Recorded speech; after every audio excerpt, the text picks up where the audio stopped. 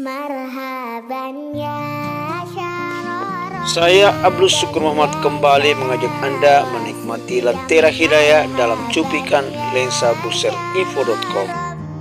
Pada hari ke-13 Ramadan 1445 Hijriah, kami bersafari menuju perkampungan kecil Muslim yang berada di pantai utara Pulau Flores, Desa Ngololijun, Kecamatan Elar, Kabupaten Manggarai Timur, Flores, Nusa Tenggara Timur.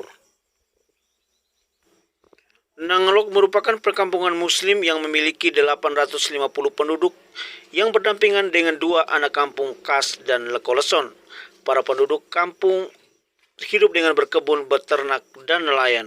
Sebagian perkebunan penduduk berada di kaki bukit Nangalok di antara kali Namarempa. Warga kampung yang berkebun di Namarempa masing-masing bisa memanen hasil jagung mereka berkisar 5 ton, 7 ton hingga 10 ton per kebun. Namun yang menjadi kendala tidak ada akses menuju perkebunan. Para penduduk harus mengangkut hasil jagung mereka dengan memikul dari perkebunan mereka menuju jalan besar sejauh jarak 350 km. Mengangkut jagungnya dari perkebunan mana tadi? Diperkirakan sekitar 400 kilo dari sana ya, 300 kilo ya. Itu harus melewati telusur kali Nangarempa tadi. Berapa kali singgah dalam perjalanan? 5 kali. Bagas bersama orang tua berkebun di Nangarempa ini sudah berapa tahun? 3 tahun. 3 tahun. Berarti 3 tahun, 3 kali panen, tiga kali kelola per musim ya. Berapa luas kira-kira? 1 hektar, setengah hektar, 2 hektar, setengah hektar. Rata-rata per tahunnya biasa berapa pendapatannya? Bagas bersama orang tua kalau panen jagungnya? 3 ton, 4 ton. Oh, ada 3 ton, 1 ton. Berkisar harga kalau ditimbang per musim panen itu berapa? Per kilo. Harganya berapa? 8.000. 8.000. Bagas masih sekolah ya? Ya. Sekarang kelas berapa ini? Satu SMP. SMP di mana? Tembok. Ini perkebunan berada di mana tadi? Namarempa. Namarempa, Desa Ngololijun, Kecamatan Elar. Kecamatan Elar, Kabupaten Manggarai Timur ya?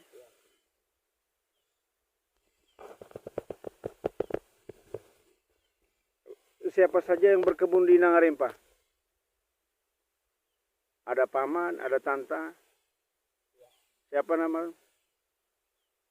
Oda, Kadri, Hmm, Jumradil, itu Bapak Dila, Bapak Dila. Dengan ini Bapak Hasan. mau Bapak Hasan Samsudin Ladong. Ya. Baik Bagas, selama berkebun bersama orang tua, kira apa saja kendalanya kira-kira? Jalan.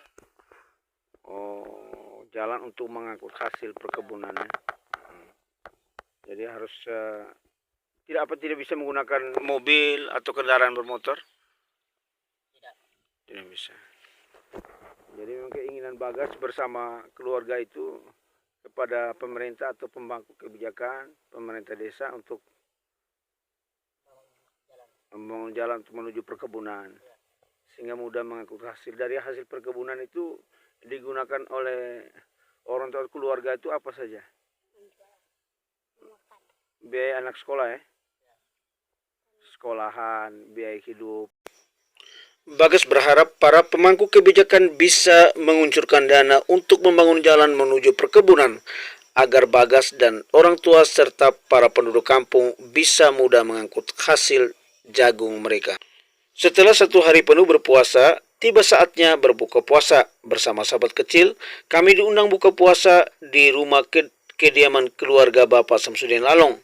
Usai sholat maghrib dan isya, sahabat kecil mengisi kultum momen safari Ramadan dengan tema Raihlah Kesuksesan di bulan Ramadan dengan bersyukur dan bersabar. Kepada Allah Subhanahu wa taala karena atas rahmat dan inayahnya sehingga kita dapat berkumpul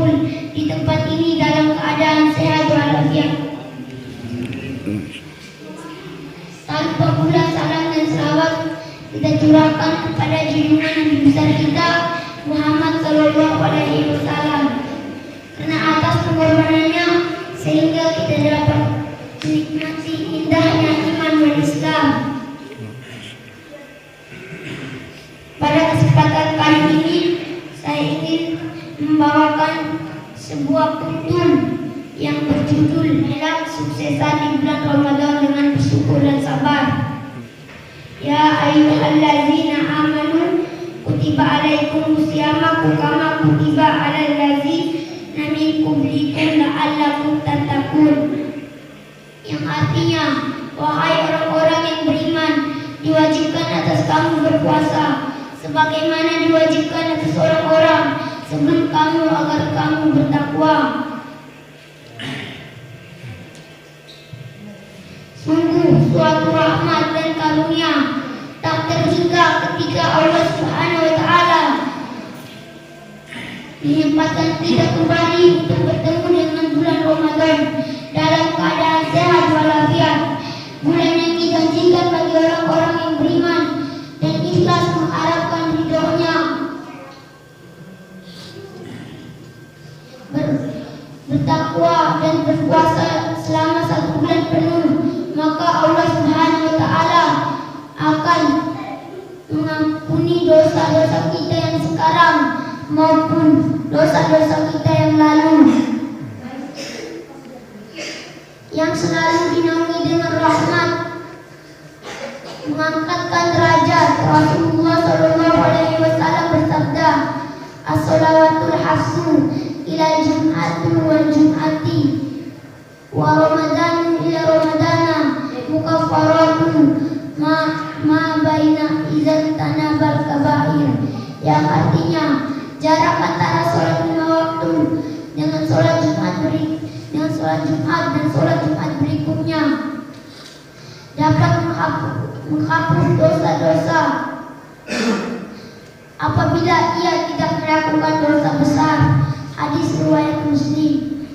Kita berdoa agar kita diberi kekuatan agar menjalankan perintah dan tinggalkan yang dilarang oleh Allah dan Rasulnya, dan jangan menjadi orang yang lemah, karena hari ini ada orang-orang yang terlihat kuat di luar tetapi rapuh di atas sejadah. Maka ketahuilah, hanya Allah Subhanahu wa taala satu-satunya tempat bersandar.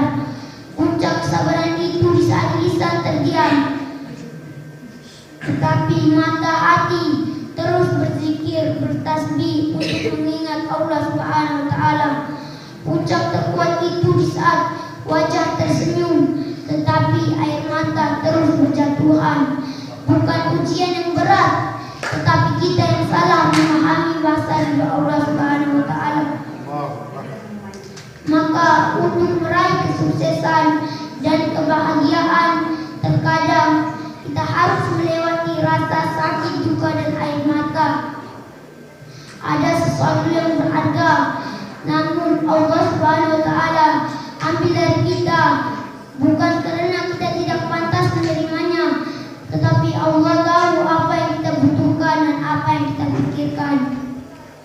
Segala kecewa akan sembuh kecuali tentang waktu yang harus kita pikirkan. Allah Subhanahu wa taala mengayomi kita dengan mencurahkan rahmatnya ketika kita saling menasihati, ketika ada seorang muslim yang hendak melakukan kesalahan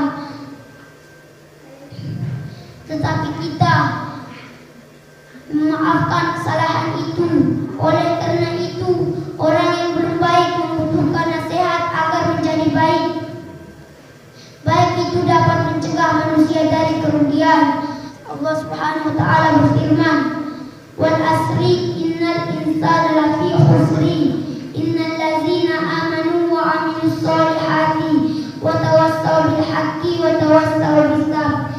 Yang artinya, demi masa sesungguhnya manusia berada dalam kerugian kecuali orang-orang yang beriman dan menasihati untuk kebenaran serta menasihati untuk kesabaran. kesalahan dan jadilah muslim yang memberi ketenangan bagi muslim lainnya. Rasulullah Shallallahu Alaihi Wasallam bersabda, "Man roda an irji ahihi, Allahi ayunika minanar," yang artinya barang siapa yang melindungi kesalahan harta benda serta saudaranya, maka Allah Subhanahu wa taala akan melindungi wajahnya dari sentuhan api neraka. Jangan bersedih untuk urusan dunia. Ingat, kita hanya tamu di atas tanah. Janganlah seperti awan putih. Memang hidup ini tidak mewah, tetapi sangat berarti bagi semua. Jadikan pelajaran di setiap peristiwa yang kita alami dalam hidup. Dari hal buruk kita belajar menjadi orang yang baik. Kita belajar menjadi pribadi yang kuat dan sabar, karena kita akan bersama yang Maha Kuat. Innallaha ma'as-sabirin. Sesungguhnya Allah Subhanahu wa taala bersama orang-orang yang sabar. Sekian tausiah singkat yang saya bawakan. Semoga bermanfaat bagi kita semua. Kurang dan lebihnya saya mohon maaf. Wabillahi taufiq wal hidayah. Wassalamualaikum warahmatullahi wabarakatuh. Waalaikumsalam.